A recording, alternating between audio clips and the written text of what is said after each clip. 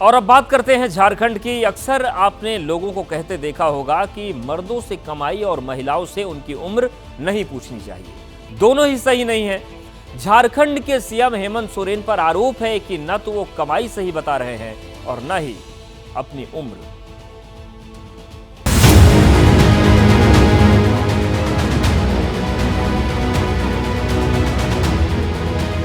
पहली तस्वीर 2019 विधानसभा चुनाव का हलफनामा। दूसरी तस्वीर 2024 चुनाव में दिया गया शपथ पत्र। यही दो हलफनामे झारखंड के सीएम हेमंत सोरेन के लिए बड़ा सरदर्द बन सकते हैं, क्योंकि दोनों दस्तावेजों में हेमंत सोरेन ने अपनी उम्र अलग अलग बताई है। 2019 के चुनावी हलफनामे में हेमंत सोरेन ने अपनी उम्र 42 साल बताई थी, लेकिन 5 साल बाद बहरेट विधानसभा सीट से दाखिल पर्चे में हेमंत सोरेन की उम्र 47 साल की बजाय 49 साल हो गई। अब बीजेपी पूछ रही है कि हेमंत की उम्र 5 साल में 7 साल कैसे बढ़ गई।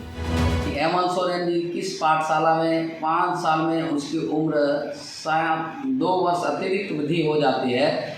मैं चुनाव आयोग को इस संज्ञान में देना चाहता हूँ।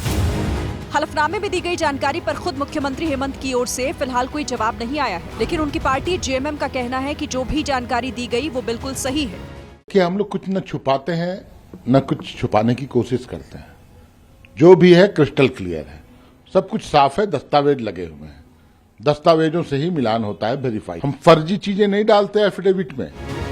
लेकिन सिर्फ हेमंत सोरेन की उम्र को लेकर ही सवाल नहीं उठ रहे, बल्कि बीजेपी ने हेमंत सोरेन पर अपने शपथ पत्र में संपत्ति की गलत जानकारी देने का भी आरोप लगाया है। ये कैसे संभव है मुख्यमंत्री जी? 5 वर्ष में आपकी आयु 7 वर्ष बढ़ गई। दूसरी बात कि इन्होंने जो प्रॉपर्टीज 2004 और 6 के बीच में खरीदी थी, उनका जिक्र इन्होंने 2014 और 19 के एफिडेविट में नहीं किया। अचानक 2024 में इनकी नींद खुली और इन्होंने इसका जिक्र कर दिया। तो क्या शपथ पत्र पे झूठी जानकारी देना एक अपराध नहीं? जेएमएम और उसकी दोनों सहयोगी अपने नेता का बचाव कर रही हैं, लेकिन बीजेपी हेमंत सोरेन के चुनावी पर्चे में अलग अलग उम्र के मामले में चुनाव आयोग से संज्ञान लेकर कार्रवाई करने की मांग कर रही है।